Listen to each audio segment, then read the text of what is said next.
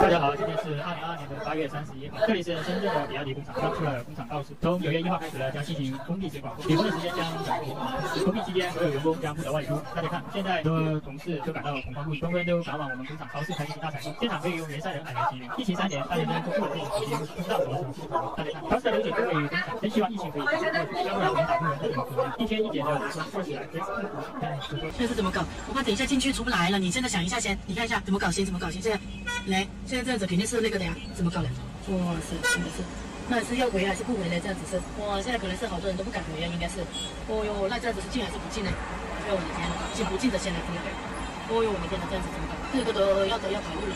哦哟，太惨了，我进去，进还是不进？这就是深圳了，里面全部封住了，看着外面好像有种坐牢的感觉，上面是那个地铁。因为这几天的疫情有点严重，所以说村内的所有的店面都不能开门的。开始封路，不用出了，又来封，又来疫情，难搞哦，休息，当走就不用开了，封完了，休息了，那就发到处要去，是吧？发到处要去，发2个抖音，在抖音上面，老百姓不用活了。